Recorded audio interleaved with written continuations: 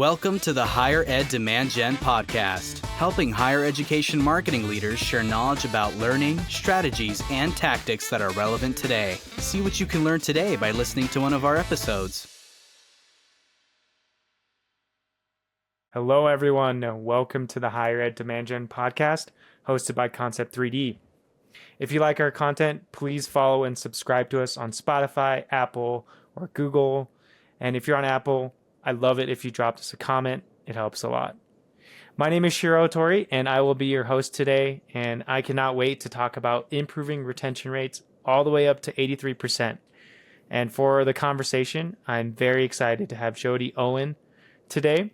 Jody is the director at Wintrode Student Success and Opportunity Center and coordinator for University Academic Advising at South Dakota State University.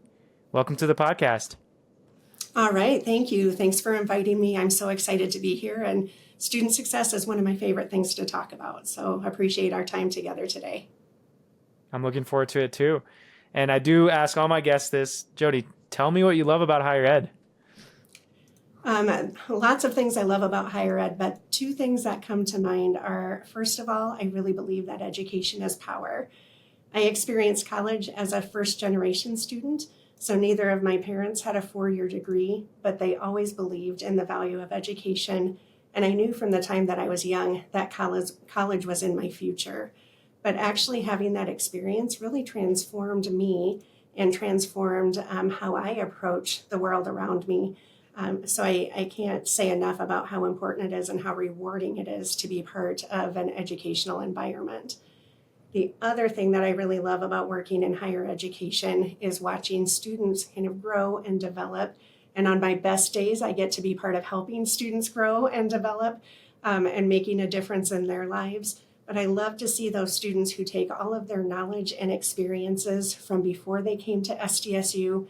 That could be 18 years worth of knowledge or 50 years worth of knowledge or whatever it is, and then start to merge in some of the knowledge and experiences that they're having at SDSU to build who they are going to be as a person after they leave this university and start making contributions to their communities and to the world around them. That's fantastic and beautiful as well. Thanks so much for sharing that with me. I'd love to start off with a little bit of your background and story. What's Jody's story? Sure. So I mentioned I was a first-generation college student and really loved my experience in college. Felt like I grew a lot, not only academically, but also personally, socially, and just, again, with making good contributions to those around me. I knew when I was in college that I wanted to come back to a higher education setting and work in that arena at some point in my future, and ended up at SDSU. I had worked at a couple of other universities initially in college admissions, and in those roles, I had the opportunity to supervise the campus tour guide groups and found that my passion was really working with current students. So that drove me to come back to SDSU to get my master's degree so that I could prepare for a position working with college students. And after completing my master's degree, or actually while I was working on my master's degree, I became a graduate assistant in an office that did academic advising and supported student success and retention. And that was absolutely my passion, kind of changed my career focus at that point in time. And I have been doing this work ever since for more than 20 years, actually. That's fantastic. So extremely experienced in that number I shared earlier, around 83% retention rate. It comes with time, with a lot of hard work, on some of it with Jody's behalf and her team's behalf as well. And I actually recently had Andrew, your colleague, on the show as well, which is how I learned about you, because he mentioned just soft spoken, oh yeah, by the way, we have 83% retention rate. And I was like, what? Can you dive a little bit deeper on that? And he was like, well, I don't want to missay anything or misspell anything. And so let's have Jody on the show. So I got in contact with you to talk about that specifically today. And I know 83% is one of the highest retention rates you've seen, but you've also consistently seen above 80% over how many of the last years again? So 3 of the last 4 years, we've been at 80% or higher. 83% is our institutional record. That's amazing. And for those of you who don't know, we recently did some research on this, and the average retention rate for a university or institution in the U.S. is around 67%. And that was from statistics and data from 2021. So again, huge increase on top of that. Jody, what are some of the core components that you believe make up a successful student success and retention strategy? I think one of the most important aspects of a strong strategy is to have buy-in and support from your campus leadership. And we've been so fortunate to have that at South Dakota State. We actually have identified student success as an institutional priority in the university's strategic plan, which I think is just phenomenal. It's out there on our website for everybody to see, and it's something that every person who works on SDSU's campus has to guide them in their day-to-day work. Our campus leadership has also put together some committees and task forces over the year that are focused on student success and retention work. And what I love about the way that those committees are designed, they are always co-chaired by one person from academic affairs and one person from student affairs. The subcommittees follow that same model. And then overall, we include administrators, faculty, staff, and students. So we're getting all of the voices from our campus community involved in identifying what's important, talking about what we're doing now that's working, talking about some great things that other campuses are doing that we should be implementing. So I like that holistic approach. And I love that we're working together with not only our office, but our colleagues in financial aid, housing and residential life, international affairs, the colleges and academic departments, that all together we have the opportunity to build some plans and make a big difference for our students.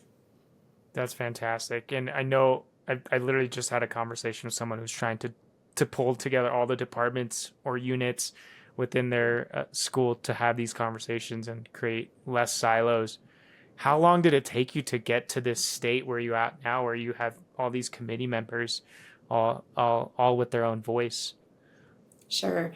I think our first major task force focused on student success started in 2009. And since then, we've had a couple of groups that have come back together and refreshed our model and looked at some new and different ideas. So that first year, it took a few years, honestly, to get through the planning process. I think there was a small committee that read a student success book together and started talking about, well, what should we be looking at and what are some subcommittees that we should form?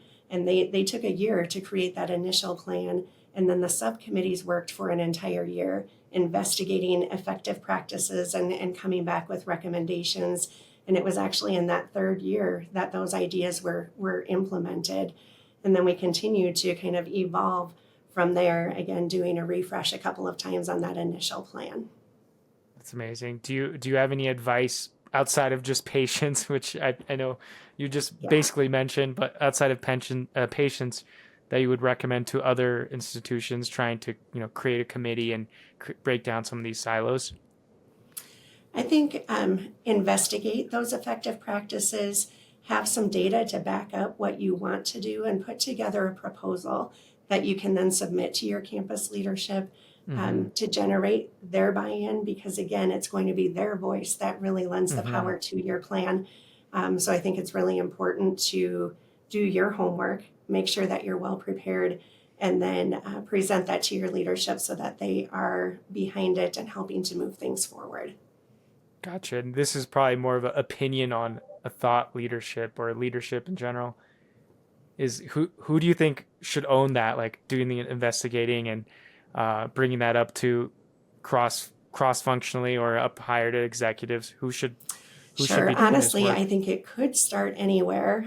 When it first started at SDSU, it was actually our provost and our vice president for student affairs at the time who brought that together. And again, two of your top ranking positions on your campus lends a lot of support and credibility to the process. So I think that's great. But if that's not happening on a campus, I think anybody who's really interested can certainly do that. But they may want to think about who are the influencers on campus who could be good partners with them. So is it somebody who has positional influence? Is there a vice president or a higher ranking official who would partner with you to help move it forward? Is there somebody who just has an influential personality and can help to move that forward? I think being very strategic about who you work with to put that together is really important. And then I think getting to that provost and vice president level to garner the support is what's going to help it be successful. Thank you. Yeah, I mean, I think what I'm hearing is if you think there's data and good reasoning behind it, you should speak up, and whether you're at that provost level or underneath it doesn't matter as long as it's an opportunity. That's great. Absolutely. In our initial conversation before this, I love how you mentioned, don't wait around for students to come to you, right? Be proactive with your students. And that's been one strategy or tactic, depending on how you look at it, that's been successful for you at SD State. Can you tell us a little bit more about that? Sure. So we use that a lot in the Wintrode Center with our programs. We call it proactive outreach. We don't sit back and wait for students to come in and see us. We don't sit back and wait for them to schedule advising appointments or to schedule tutoring appointments. Instead, we communicate with them pretty regularly and send them reminders or nudges that these resources are available to them. Mm-hmm. And I often think about the student experience, and I reflect on my own experience as a first-year student. I didn't know what was out there. I didn't know how to ask for help. I wasn't very willing to ask for help. So you can do a lot of promotion at the start of a new academic year. And at the time that you're doing that promotion, students may think, well, I don't need that, or I'll keep that in the mind for the future in case I need it. Mm-hmm. And if you send that follow-up message later, you have more of an opportunity for that just-in-time communication. And I can't tell you how many times I've sent a message to a group of students who have responded and said, oh, I've been thinking about reaching out and asking about this. And so, yes, I want to sign up for that, or I want to be a part of that. So I think for us, just opening that door and giving the students more of an opportunity to walk through has really helped us to get students connected with campus resources. Our tutoring program has done that. We do outreach to students who are enrolled in courses supported by tutoring and supplemental instruction, and we're pretty intentional about the time. So maybe a week before that first exam or a week before midterms, really being thoughtful about when students are going to find that it's very important to use the resources that we're presenting to them. Our first year advising center has a 6-week communication plan at the start of the fall semester, 3 weeks prior to the fall semester starting, and then the first 3 weeks of the fall semester, and then sends regular emails to students every other week throughout their entire first year. So again, just thinking about what are those milestones, what are the critical deadlines or timelines that students need to be thinking about, and sending them little prompts or encouragement in those times, and that can be really impactful. That's amazing, and thanks for sharing your exact cadence of email and communication with us. That's impressive. Did it take you a while to understand, like, this is our best working format? Like, the 3 weeks before, 3 weeks on, and then 1 week every other week. Did it take a while to get there? What really prompted that was the literature historically has said that students make a decision in their first 6 weeks about whether or not they're going to stay at a university. Mm-hmm. We started to see some articles bubble up at one point that said they make that decision in the first 3 weeks. So we knew that we needed to make a connection, start building that relationship in the first 3 weeks of the semester. And that's what really prompted us to start that 6-week communication plan. And then the every other week, I think, just evolved from there. So how do we maintain this? We don't want to do 6 weeks and then just drop the communication. Mm-hmm. So that seemed like a reasonable cadence for communication throughout the year. It's fantastic. And like you said earlier, is the subject of the emails changes throughout the year, right? Seasonally, if it's before midterms. Mm-hmm. And that changes, so you're not like just sending the same message like, hey, how's it going? Every other week. Okay, that's cool. Are there any specific emails that you see like work really well, or like even seasonality, like before midterms really work well, or end of semester that come to mind? I think certainly reminding students about important deadlines, so getting communication out about that. Mm-hmm. Drop add deadline at the start of the semester when they have to make changes to their schedule prior to the deadline, I think is really important.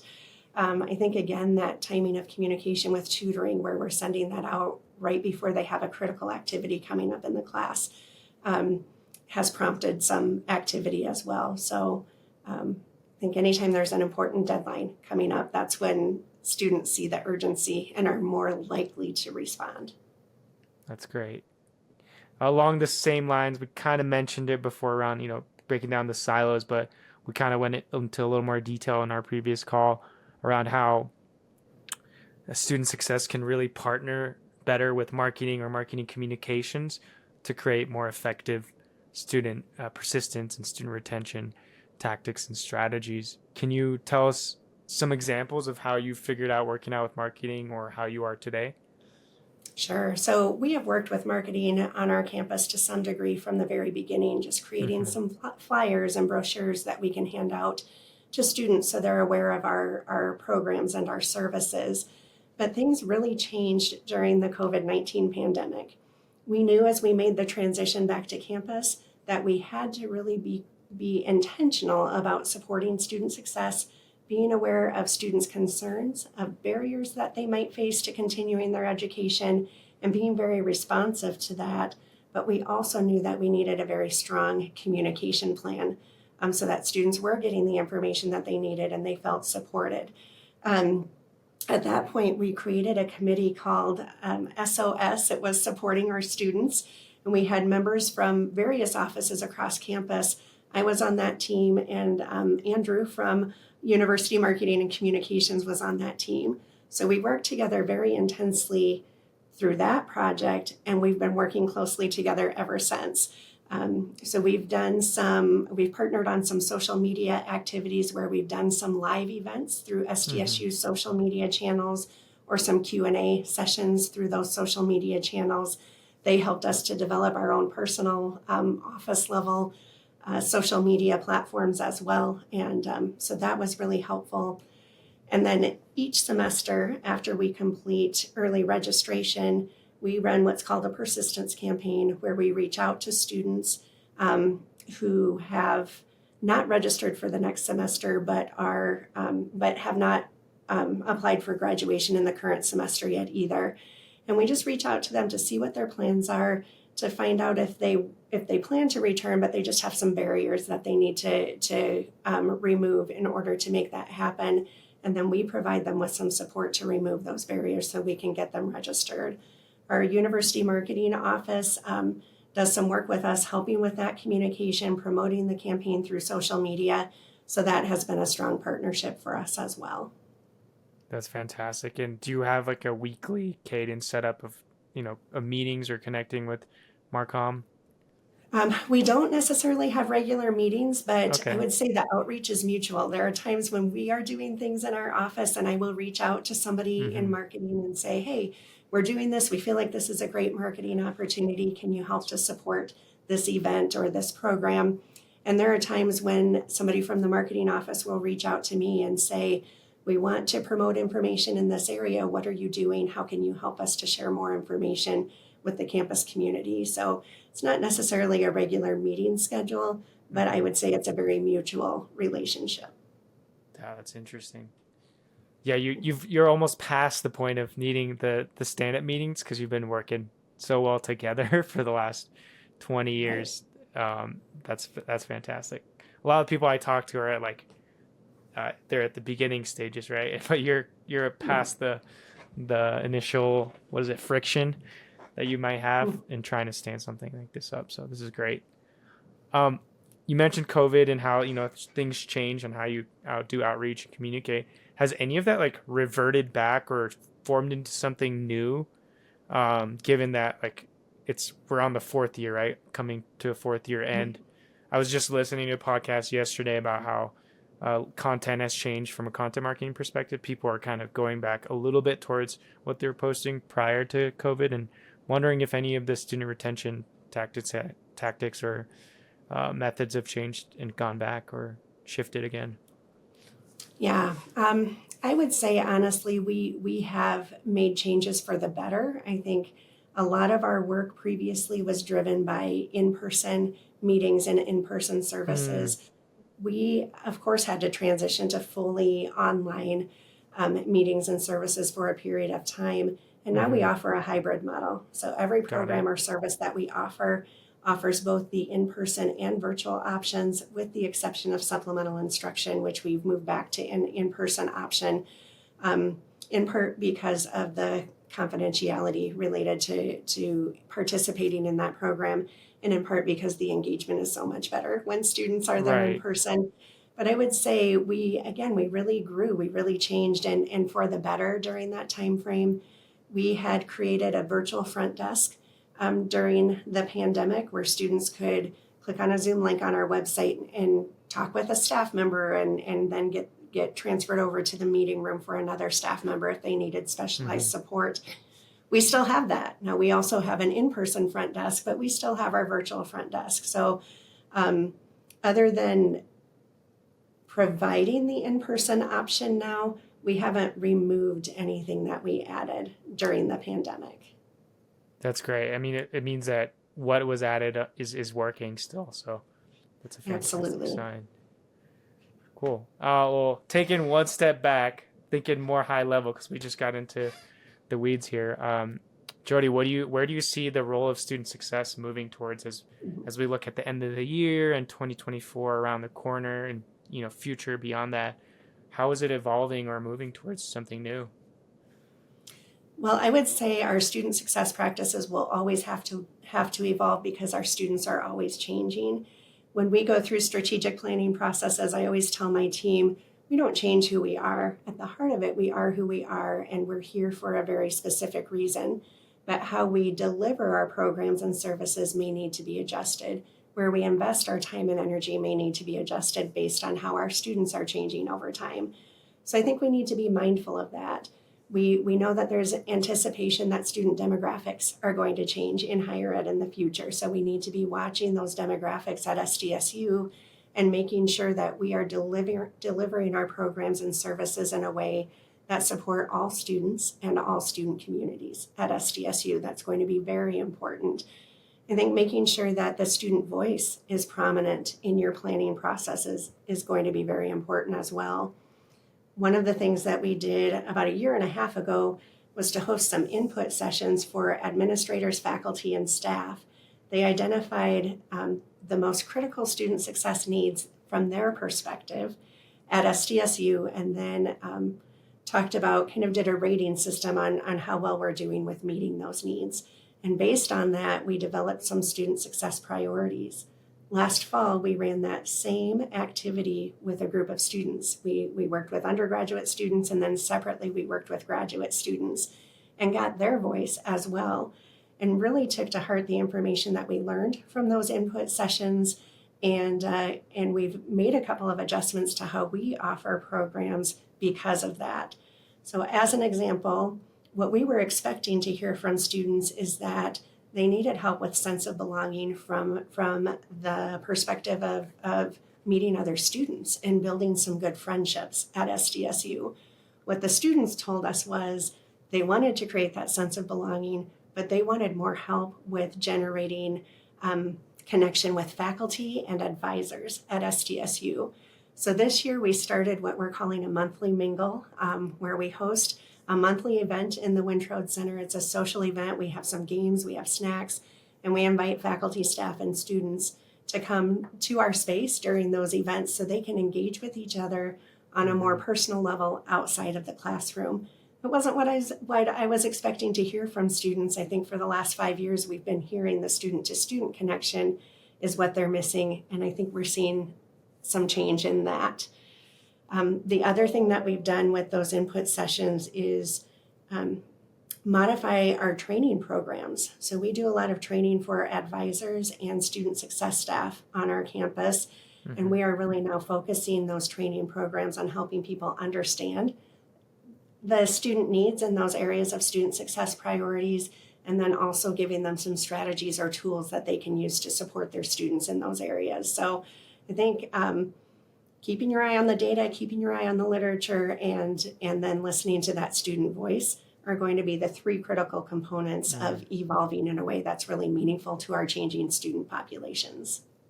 I appreciate you breaking that down. And you just mentioned in terms of trainings, was it faculty and advisors, both on understanding student needs and helping with student needs as well? Sure, primarily advisors and student Okay. success staff, although some of our advisors are faculty. We have a Okay. mixed advising model, so we have some professional advisors, we have some faculty advisors, so a little bit Hmm. of a mix there. But primarily, our office is charged with professional development for advisors and student success staff. Gotcha. I'm just interested because I've been hearing some chatter around some institutions trying it out at the faculty level as well in terms of providing some professional development there. So that's really interesting. I think I mentioned this before, but John Andrick also told me that in their Welcome Week events, so their Welcome Week, they have all these events created for the student. They found that some of the more student-to-student belonging, community-driven events weren't actually as important as events that connected those new students with faculty and with advisors and staff. So that's interesting you mentioned that as well. That's great. Yeah. Well, thank you so much again for your time. I think we're just about at wrap up. I'm wondering if, I want to learn what Jody's up to as a listener. Where can people go to learn more? The best way to contact me is through my email, and I certainly welcome people to reach out. So I'm jody.owen@sdstate.edu. So it's JODYOWEN, and the SD State would be like South Dakota State. So email is the best way to catch me. If you want to follow our programs, activities, events, and some of the information that we share with students, you can actually follow our office social media pages. We have Instagram and Facebook, and that's SD State Wintrode. Great. Thank you so much again for joining today and sharing all the knowledge of your student retention. Thank you so much. You bet. Thank you.